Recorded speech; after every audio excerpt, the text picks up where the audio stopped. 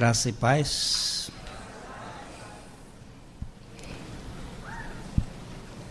Colossenses capítulo 1.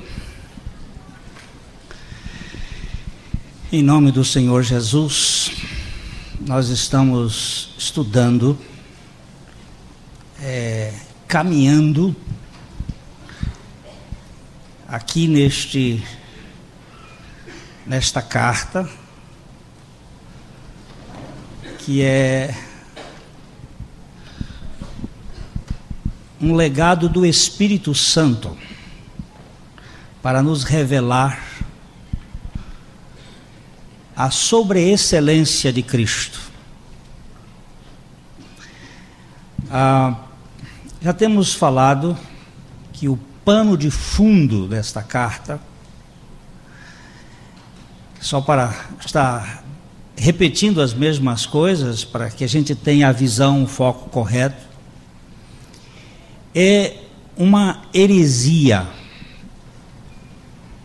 que Paulo não revela exatamente qual é a heresia, mas ele deixa sinais que podem ser identificados.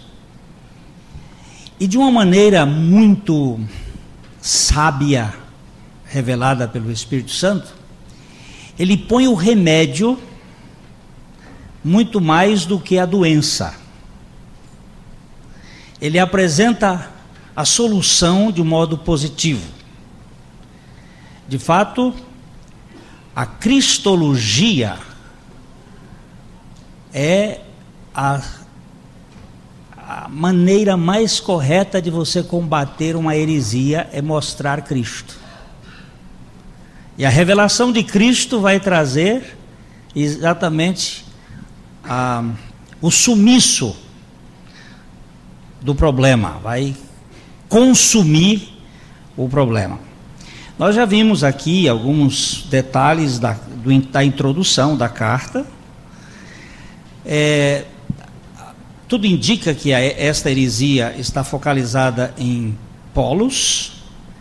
Um deles é o gnosticismo, uma doutrina que baseava o conhecimento e as pessoas mais iluminadas conseguiam chegar lá no topo.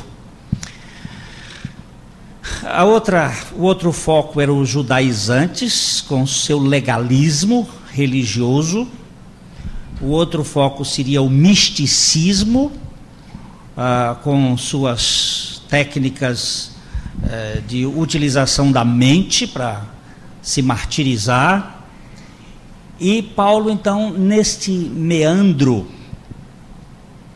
aliás, por falar em meandro, o rio que passava lá na cidade de Colossos, no Vale do Lico, era o rio Meandro, que fazia com que as pessoas entrassem nesta complicada ação de buscar fora de Cristo a solução para as suas vidas. Então Paulo começa, depois de ter feito aquele tratamento, domingo nós estivemos aqui iniciando no versículo 3, damos sempre graças a Deus Pai de nosso Senhor Jesus Cristo, quando oramos por vós. Pai, nós te damos graças, porque o temos como nosso Pai. Que privilégio para nós poder te chamar de Pai. E dentro deste privilégio nós queremos conhecer-te como nosso Pai. Tu nos revelas a intimidade da pessoa de Cristo. Tu falas aos nossos corações nesta noite, para que em tudo Jesus Cristo seja glorificado. No nome dele que nós oramos. Amém. Damos graças é uma palavra muito importante, que já vimos aqui, que a gratidão é a linguagem elevada do reino. Como é que uma pessoa pode ser cheia do Espírito Santo? Vou ver se a gente lembra isto que falamos domingo passado. Como é que uma pessoa pode ser cheia do Espírito Santo? falando entre vós com salmos, hinos e cânticos espirituais. Vai lá no texto que o povo está esquecendo, viu? E o telefone também deve ser desligado. Vamos dar graças a Deus pelo telefone que ligou.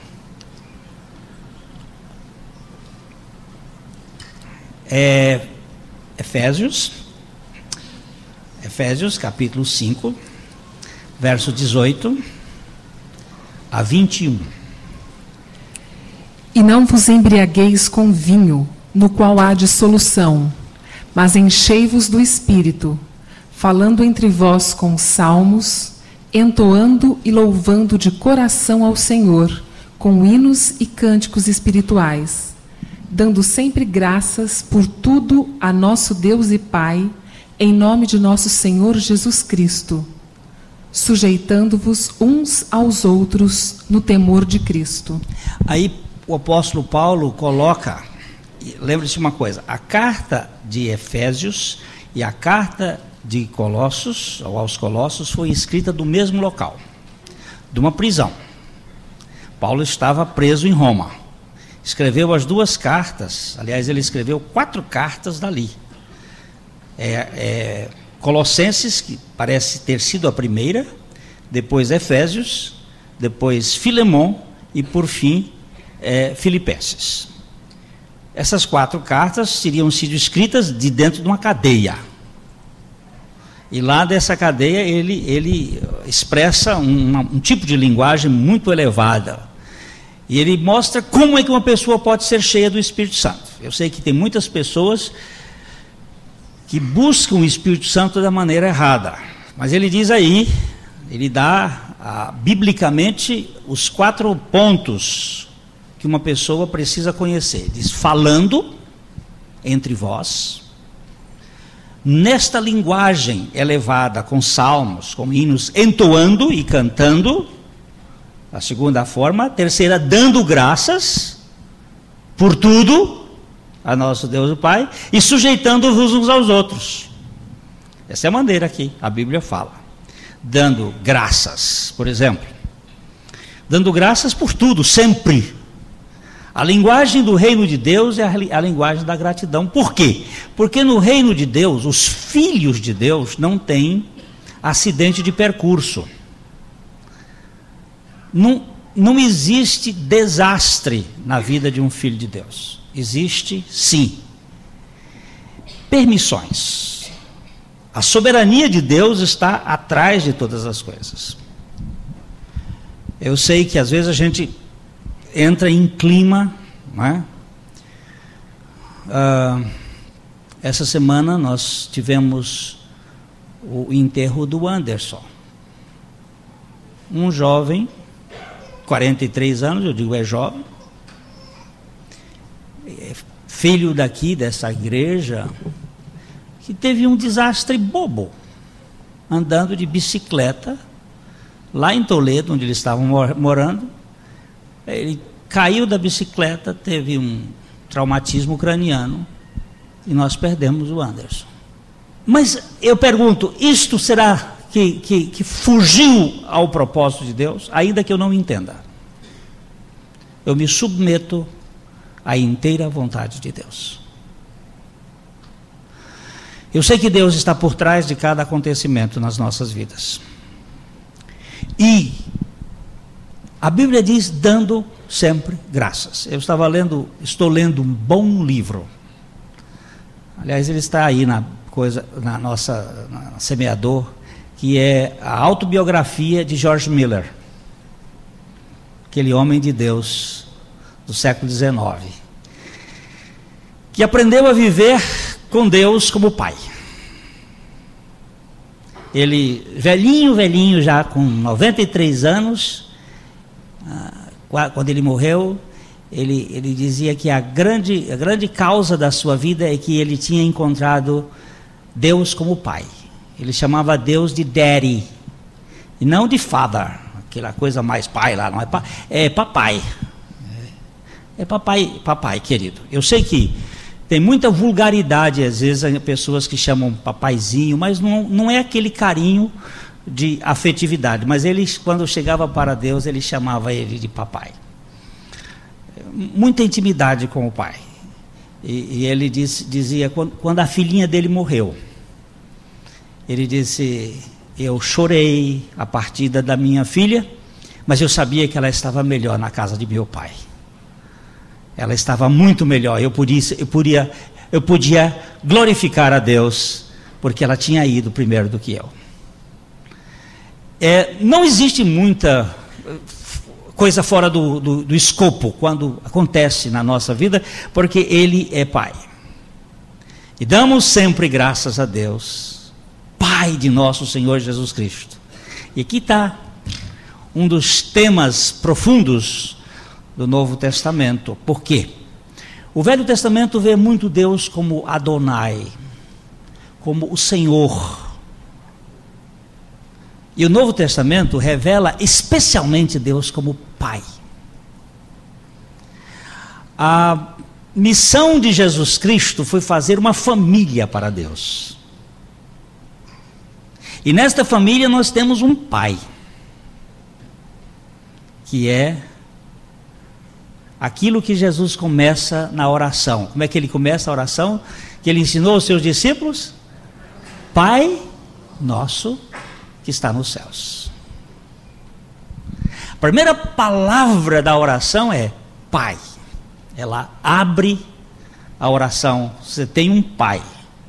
É uma família, onde a figura principal é o Pai. Agora, a heresia que está por trás desta coisa aqui tem como principal figura a mãe. Olha, nós vamos mexer nesse negocinho. A heresia que está com um pano de fundo aqui tem como principal figura a mãe. Naquela ocasião tinha uma deusa chamada Cibele, ficava ali naquele vale como um dos cantos, a Laodiceia e Herápolis e Colossos. Cibele dominava. Cibele, ela tem nomes diferentes. Às vezes ela recebe o nome dos fenícios, como Astarote. Ou às vezes ela recebe o nome de Afrodite, dos egípcios. Ou recebe o nome de Samiramis, dos babilônios. Ou Diana, ou Ísis. Ela tem vários nomes, mas ela é a rainha dos céus, que tem sua força na terra. É uma força chamada telúrica, a força da terra, que dá força à gestação. Essa mãe, ela influenciou a igreja cristã, e lá pelo século 7, ela começou lá na Constantinopla. Hoje, Constantinopla chama Istambul. Surgiu as primeiras evidências da mariolatria, através de Teodósia, uma mulher muito famosa, que ressuscitou o culto que estava por trás do gnosticismo, e que está por trás do movimento feminista, e que está por trás do movimento gayista, e que está por trás do movimento de desfuncionalização da família. É esta deusa. É a figura. Até a Bíblia que está saindo aí, ela devia ter saído ano passado, mas está um problema. A Bíblia politicamente correta, ela não vai usar mais a figura de Deus como Pai, mas sim como Ele é lá. Porque Pai é machista. Essa figura machista é muito feia. Então nós temos que tirar Ele, ela. E o homem inicial, ele era hermafrodita. Olha essa palavra de Afrodite. Hermafrodita. tem uma conotação. Quando Deus criou lá no início, segundo essa teoria, o homem era macho e fêmea ao mesmo tempo. Então o órgão sexual dele saía por baixo, entrava pelo ânus e saía de novo, fazendo um priapismo de homossexualidade. Então nesse campo você tem o prazer trocado. O prazer está dentro de você mesmo. É o pano de fundo desta carta. E Paulo começa dizendo: olha, damos graças a Deus, Pai de nosso Senhor Jesus Cristo. Porque nós estamos caminhando para esse Deus Mãe, Ele está tomando conta. O Deus Mãe. Sacerdotes, pastores, estão tomando santo daime e entrando em transe, como eles faziam antigamente. E nós tivemos um homem extraordinário que respondeu sobre a Bíblia no Brasil, chamado Neemias Mariem. Respondeu na década de... faz tanto tempo que já nem me lembro mais, acho que foi da década de 60. Na década de 60 para 70, ele respondeu na Rede Globo, quando J. Silvestre tinha um programa, O Céu é o Limite. Ele respondeu sobre a Bíblia. Hoje participa de uma igreja onde se toma o chá do santo daime, onde se tem casamento gay como coisa normal, e onde se tem a ideia da santa deusa mãe por trás, a terra, as forças telúricas. Você tem que abraçar a raiz da árvore, tem que abraçar a árvore e buscar. A coisa está tão interessante que eu vou dando dos nomes, porque está público e notório, não é coisa assim de... Frei Leonardo Boff, outro dia, abraçando um pé de jequitibá, para buscar os poderes da Mãe Terra, para trazer a Gaia, a força da Gaia, porque o Urano, nós já passamos da época de peixes, estamos agora na época de aquários, e nós precisamos encontrar a força telúrica para sermos, ele abraçando e cantando os poemas de Schiller, para buscar na terra a força que emana para criar a nova era, o novo Aion. Esse grupo é responsável por um livro que já está tomando conta da cabeça das pessoas, chamado Código da Vinci. E neste livro, o Brown, Dan Brown, ele conta umas coisas esquisitas, inclusive que Jesus casou. E que Jesus casou-se com Maria Madalena, que era da tribo de Benjamim, que era juntar com a tribo de Judá. Ela era da família real de Saul e Davi. Judá de Davi, Saul, Benjamim, e deu a Maria Madalena, que era uma nobre. Que a Igreja Católica foi muito perversa em classificá-la como pecadora e prostituta. Que ela não, ela era uma moça muito nobre que casou-se com Jesus, e quando ele foi crucificado, ela foi para a França, e lá na França ela teve uma filha chamada Sara, que tem adoecido toda essa gente.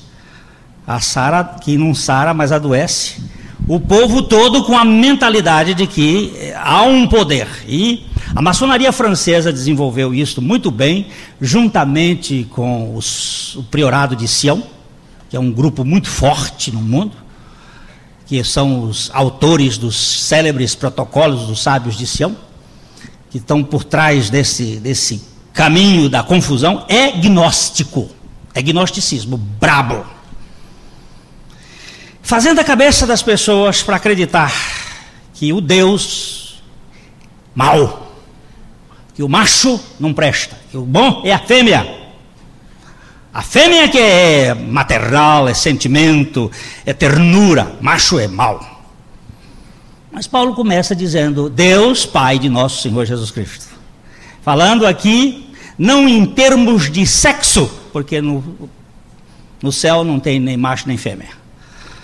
Mas tem uma dose de propositura para a compreensão que Deus é masculino. Não vejo nenhum demérito de não ser, podia ser feminino, mas a Bíblia o revela como um ser masculino, ou pelo menos um ser que tem a característica característica da nossa visão antropomórfica de homem, de que ele é um ser pai. Pai, mas sabe qual é um dos nomes dele? El Shaddai. E El Shaddai significa o Todo-Poderoso que amamenta, que satisfaz, que sacia a necessidade da alma. Agora, isso não descaracteriza o fato de que ele é um Deus Pai, o Pai de nosso Senhor Jesus Cristo. É importante que nós conheçamos Deus como Pai. Encontramos em Efésios capítulo 1, verso 3, que é uma carta também escrita na mesma ocasião, um pouquinho depois de Colossenses. Paulo revela a paternidade de Cristo, a paternidade de Deus Pai e Cristo, nos abençoando com toda sorte de bênçãos espirituais. Bendito Deus e Pai de nosso Senhor Jesus Cristo, que nos tem abençoado com toda sorte de bênção espiritual nas regiões celestiais em Cristo. Deus e Pai de nosso Senhor Jesus Cristo, e eu quero dizer que uma das coisas que Deus está tratando comigo hoje é conhecê-lo como meu Pai, muito intimamente. Abba, como aquele que é Pai de nosso Senhor Jesus Cristo, e por causa de nosso Senhor Jesus Cristo, Ele me fez seu filho em Cristo Jesus. Mas aí Ele diz que Ele nos abençoou com quantas? Com toda sorte de bênçãos espirituais nas regiões celestiais. Esta é uma palavra ligada também às ideias transcendentais gnósticas, porque eles têm uns aions aí, umas escadas aí nesse meio. E através do Pai, tudo foi nos dado em Cristo Jesus. Todas as bênçãos. Cristo é o celeiro de todas as bênçãos espirituais. Que nós fomos predestinados para sermos, leia o verso 4. Assim como nos escolheu nele antes da fundação do mundo, para sermos santos e irrepreensíveis perante ele e em amor. E nos predestinou para ele, para a adoção de filhos, por meio de Jesus Cristo, segundo o beneplácito de sua vontade. Oh, coisa boa! E nos predestinou para ele, para a adoção de filhos. Nós precisamos conhecer um pouco mais. Eu sei que nós vamos bater nisso aqui. No segundo culto eu vou estar continuando lendo isso aqui. Nós vamos ficar isso aqui muitos meses. Nós vamos ficar aproveitando bem essa carta aqui. Não sei se Deus vai me deixar nessa igreja até terminar a carta. Mas nós vamos ficar por aqui. E esse negócio de pai a gente tem que começar. Filho. A oração de servo é diferente da oração de filho. A oração de servo é horrível. Se você vir um servo orar, você fica arrepiado. Servo vem com um balaio de petições. Me dá, e depois no nome de Jesus, amém. A oração de filho é comunhão, é relação, é gratidão, é intimidade. Filho bate papo. Oh, como é bom ver o meu grandão. Telefona para mim, às vezes Uma vez por semana ele me liga: pai, estou com saudade de você, pai. Aí conversamos ali, amenidades, batemos um papo. Como é que você está no trabalho, filho? E ele começa a conversar: pai, eu só quero dizer para você que eu te amo. Coisa gostosa. Isso é coisa de filho. Tem alguns telefonemas que a gente até tem medo de atender. O sujeito diz: ah, pastor, eu queria que você... Aí começa... É aquela coisa de exploração. Você encontra com uma pessoa na rua, ele diz assim: que bom eu achar você, que eu tenho encontrado com você, eu estou precisando de você. Espera aí, rapaz, não é bom você ter me encontrado, é bom que você pode me explorar. Esta é a ideia de servo, é uma mentalidade de servo, é a mentalidade do irmão mais velho, aquela mentalidade de tantos anos que eu trabalho para ti, nunca ganhei um cabrito para me alegrar com os meus amigos. O outro, ainda que um filho estropiado, malacafento, fedido, todo porcalhado, ele lembrou que a casa do pai dele, o boia fria comia pão quentinho e voltou e disse: eu vou para a casa do meu pai, eu quero ser tratado como um dos trabalhadores dele, mas eu vou para a casa de meu pai, que lá eu sei que aquele homem tem mentalidade de pai. E vai.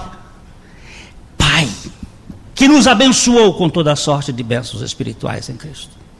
Ah, se eu pudesse entender aquilo que George Miller está dizendo no livro dele, que Deus é pai, pai dos órfãos, juiz das viúvas, pai dos órfãos. Como é que ele orava quando faltava pão? Pai dos órfãos, as crianças não têm pão, em nome de Jesus, amém. Quantas crianças tinham? Um bando de crianças, chegou a ter 2.000 crianças de uma vez só. E não pedia dinheiro para ninguém, e não falava em dinheiro para os homens, e não tratava de quermesse, e não tinha bolo para vender na porta da igreja, só no cuidado do pai. Esse negócio está mexendo. Pai, as crianças não têm pão. Como era o nome do rei, o marido da rainha Vitória? Eduardo? Jorge? Quem é que é de história aqui? Cadê o professor Jorge Cerneve? Não está aqui hoje, estou perdido.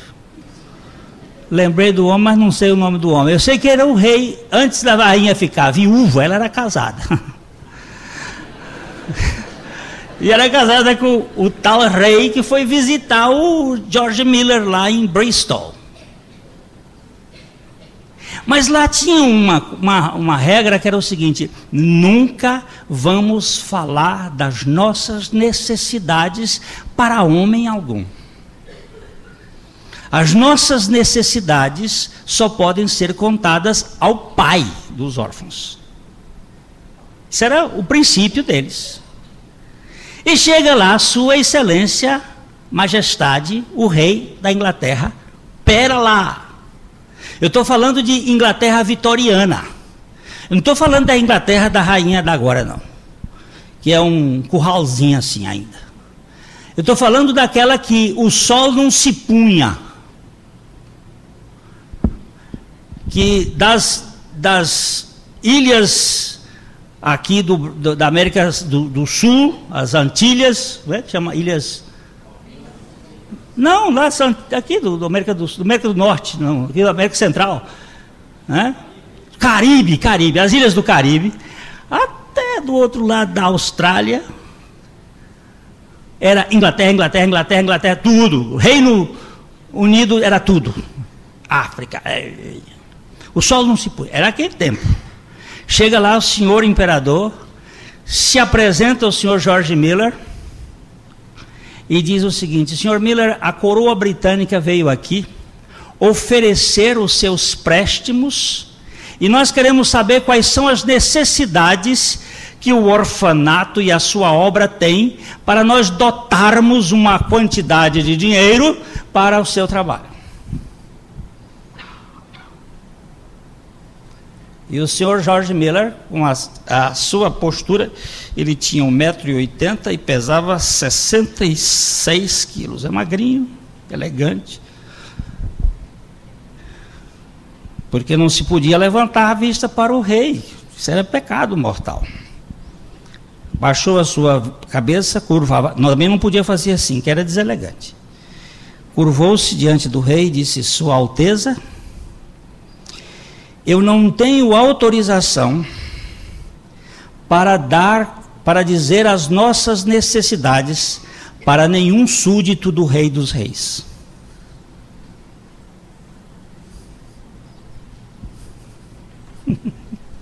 Você entende o que é isso? Se Lula telefonasse para mim, eu já ia ficar e dissesse: eu estou abrindo aqui as portas para lhe ajudar. Eu digo: seu Lula, vem cá. Ô Lula lá. Nós somos muito... Espera lá, senhor. Nós não temos aqui que dizer necessidade para nenhum súdito do Rei dos Reis. Nós temos um Pai que cuida de nossa obra, que nos abençoou com toda a sorte de bênçãos espirituais. Você conhece Deus como seu Pai?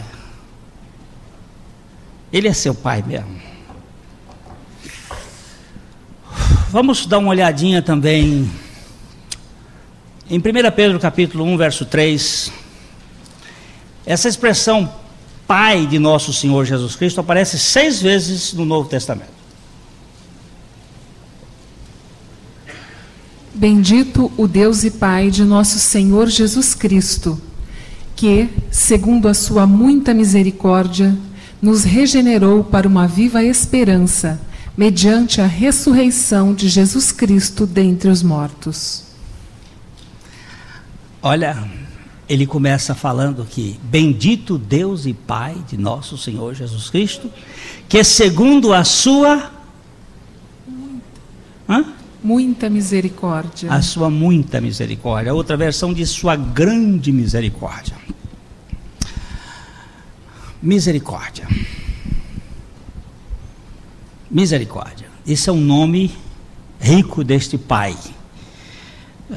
Deixa eu ver se eu acho aqui.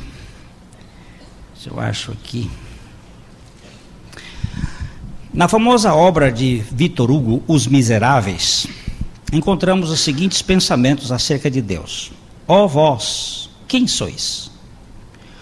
O Eclesiastes vos chama Todo-Poderoso, os Macabeus, o Criador.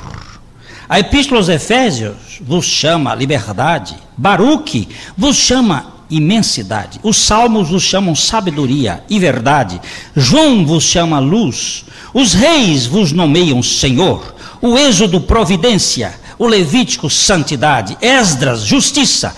A criação vos chama Deus. O homem vos chama Pai. Porém Salomão vos chamou Misericórdia. Este é o mais belo dos vossos nomes. Misericórdia, mas esse misericórdia está ligado ao Pai. Pai. Depois nós vamos ver que ele é chamado de Pai das Misericórdias. Pai de nosso Senhor Jesus Cristo, o Deus da misericórdia. 2 menininhas estavam muito amigas do pai e viviam lá brincando com o pai. E o pai, todas as vezes que viajava, trazia presente para elas. Um presente para um presente para outro, para dividir, porque duas, você dá um presente só. Mas um dia ele achou, trouxe um gato. Não queria trazer 2 gatos, porque aí trouxe um gato só. E chegou e disse: olha, esse gatinho aqui que eu trouxe é para vocês duas brincarem. É o papai que trouxe esses gatos. Aí você sabe que irmão, desde Caim e Abel, um provoca o outro, né? Um quer levar vantagem. Aí uma, mais sabida, pegou o gatinho e já ficou: esse gatinho é meu, esse gatinho é meu, papai me deu. A outra olhou para ela assim, pulou no colo e disse: mas o papai é meu. Eu sei que tem gente que quer dotes, quer gato, quer presente, quer aquilo, e pouca gente quer papai. Não é para provocação não, mas você já pensou em que Deus quer ser seu pai? E para ele ser seu pai, você precisa nascer de novo. E para você nascer de novo é preciso morrer? E para morrer, Cristo Jesus já lhe incluiu naquela cruz, para fazer você morrer e eu morrer. E na ressurreição Ele nos dá a vida dele para nos tornar novas criaturas? Para fazer o quê? Membros da família de Deus, que é Pai, que nos regenerou para uma viva esperança mediante a ressurreição de Jesus Cristo dentre os mortos. Mas para chegar à ressurreição precisou passar pela morte. O Deus das misericórdias nos leva a morrer em Cristo e nos ressuscita em Cristo e nos regenera para sermos o quê? Filhos. Filho.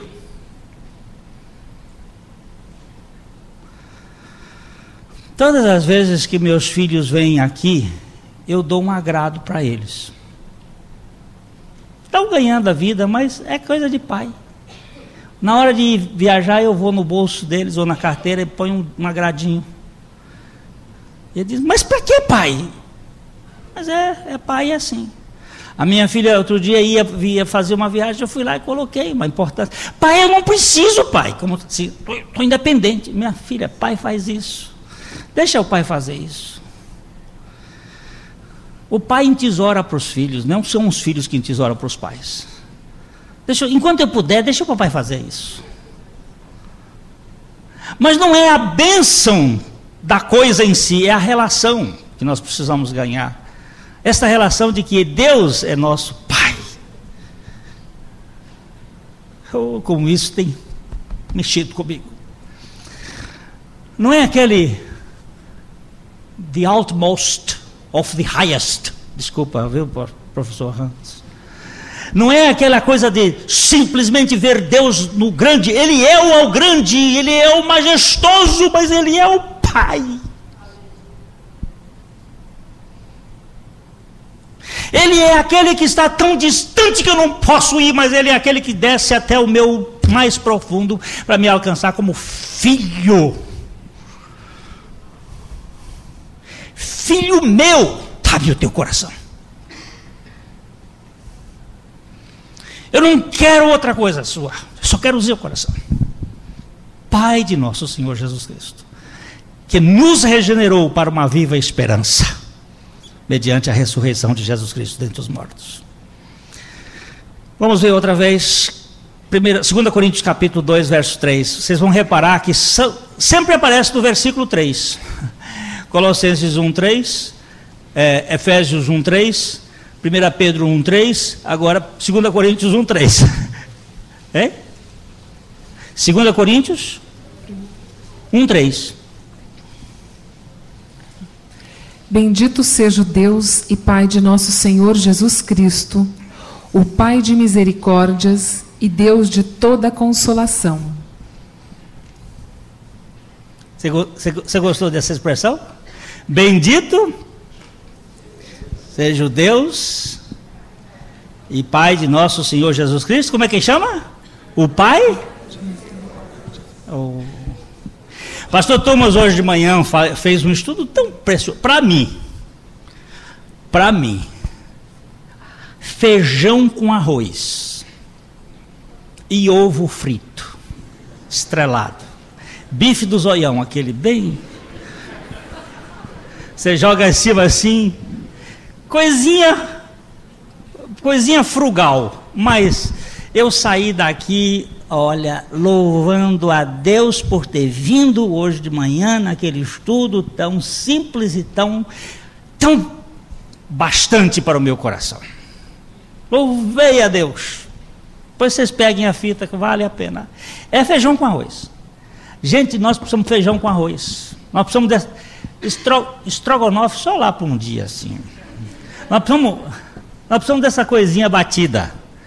E ele falando daquelas coisinhas batidas. Você sabe a diferença entre misericórdia e graça? Misericórdia é Deus não nos dá o que nós merecíamos, e graça é Ele nos dá o que nós não merecíamos. Misericórdia é Ele não nos dá o que nós merecíamos. O que é que nós merecíamos? Nós merecíamos o inferno. E graça é Ele nos dá o que nós não merecíamos. Nós não merecíamos o céu, Ele nos dá. Nós não merecíamos a vida eterna e Ele nos dá pela sua graça. Mas Ele diz aqui que Ele é o Deus das misericórdias, o Deus de Pai de nosso Senhor Jesus Cristo, o Pai de misericórdia. E sabe o que Ele vai fazer conosco? Ele vai consolar. É o verso 4. É Ele quem nos conforta em toda a nossa tribulação, para podermos consolar aos que estiverem em qualquer angústia, com a consolação com que nós mesmos somos contemplados por Deus. Eu estava falando do falecimento do Anderson, e eu estava abraçado com Terezinha Alvim, a mãe do Anderson, lá no cemitério, na hora que o corpo estava sendo colocado. E ela disse: pastor, eu não vou aguentar, pastor, eu não vou aguentar. Eu disse: não há dor maior do que a dor da perda de um filho. Não existe. Eu já conversei com vários pais, e Deus sabe o que é isto, porque Ele sabe o que foi sofrer a perda de um filho. Eu disse: mas Terezinha, lembre-se de uma coisa, o teu Deus chama-se o Pai das misericórdias. Ela disse: é mesmo, pastor, é mesmo. É o Pai das misericórdias. Ele é o Deus que nos assiste nas nossas fraquezas. Ele é o Deus que nos coloca na hora que o fogo está queimando lá. Ele diz assim: mas eu estou aqui no meio do fogo com você. Não me tire o sofrimento, Senhor, mas não te ausentes de mim. Eu passo por qualquer fogo se o Senhor estiver presente. O Pai das misericórdias, este Deus extraordinário. Diz que o célebre orador romano Cícero narra que Hieron, o rei da Sicília, pediu a Simônades que ele dissesse que ideia formava sobre a natureza de Deus, e concedeu-lhe um dia para pensar sobre o assunto. No fim daquele dia, Simônades declarou que a coisa não lhe parecia ainda claramente explicável e pediu mais 2 dias para refletir. Terminado esse tempo, pediu mais 3 dias. E instando o príncipe pela definição de Deus, estranhando a demora do filósofo, este finalmente confessou que quanto mais concentrava a sua atenção sobre o assunto, quanto mais refletia, menos capaz se julgava de responder sobre quem é Deus. Mas o cristão menos sábio deste mundo vai responder para Hieron: Deus é meu Pai. Deus é meu Pai, que mandou Jesus, que morreu a minha morte, que ressuscitou para ser a minha vida. É Ele que me abençoa, é Ele quem me regenera, é Ele que me consola quando eu passo no meio das grandes aflições. 2 Coríntios, capítulo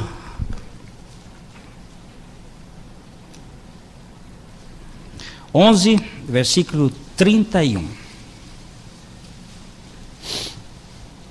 O Deus e Pai do Senhor Jesus, que é eternamente bendito, sabe que não minto.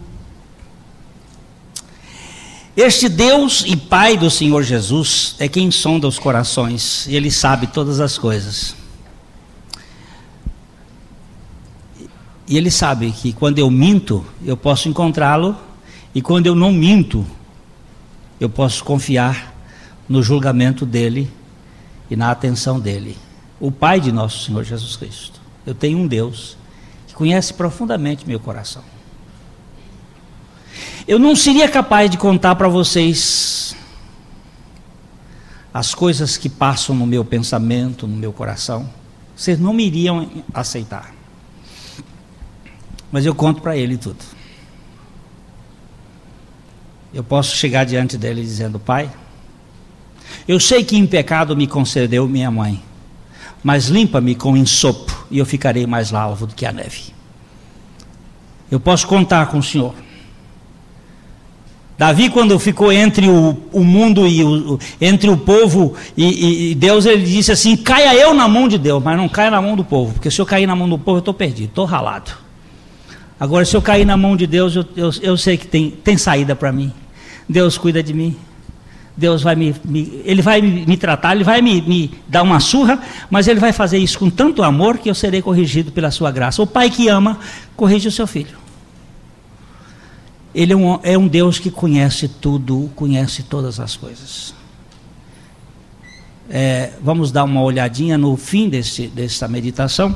Em Romanos capítulo 15, verso 6, a última expressão bíblica do Novo Testamento, nessa meditação, que fala sobre Deus, o Pai de nosso Senhor Jesus Cristo. Ora, o Deus de paciência e consolação vos conceda o mesmo sentir de uns para com os outros. E o 6. Pode continuar. Segundo Cristo Jesus, para que, concordemente, a uma vós glorifiqueis ao Deus e Pai de nosso Senhor Jesus Cristo. Leia de novo o verso 5. Ora, o Deus de paciência e consolação vos conceda o mesmo sentir de uns para com os outros, segundo Cristo Jesus. Continua. Para que, concordemente, e a uma voz glorifiqueis ao Deus e Pai de nosso Senhor Jesus Cristo. Ele está dizendo que o Deus da paciência, Ele quer que nós tenhamos um sentimento único de uns para com os outros, como família. É um Deus Pai, como família. Lá na minha família, quando as coisas estão assim dificultosas, está tendo problema entre os filhos, eu tenho que intervir como pai. Eu tenho que entrar no meio. Para quê? Para que a harmonia se restabeleça e a uma só voz, no caso aqui, a uma só voz, glorifiqueis ao Deus e Pai de nosso Senhor Jesus Cristo, porque é Ele que pertence à glória. Por isso que Paulo começa dizendo: damos sempre graças a Deus Pai de nosso Senhor Jesus Cristo. Todas as vezes que oramos por vós, damos graças ao Pai. A linguagem dos filhos de Deus é uma linguagem elevada, não é a linguagem da crítica mesquinha, do julgamento insano, das palavras torpes que não edificam, mas é a linguagem elevada do louvor, da gratidão diante do Pai. Eu estou falando diante do Pai.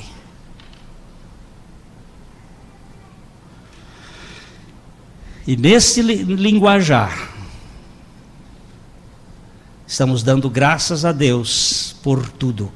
Eu quero terminar dizendo o seguinte: Colossenses começa a carta não criticando, mas agradecendo a fé, o amor e a esperança daqueles crentes. Vamos continuar falando da suficiência de Jesus Cristo, porque tudo que o Pai tem para nós é em Cristo, e Ele nos é Pai mediante a pessoa de Jesus Cristo. Sem Cristo Ele não nos poderia fazer seus filhos. Só somos filhos porque Cristo morreu e ressuscitou para nos tornar membros da sua família. Graças te damos, Pai. Pai de nosso Senhor Jesus Cristo e nosso Pai. Por esta tão grande salvação que tu providenciaste em Cristo Jesus.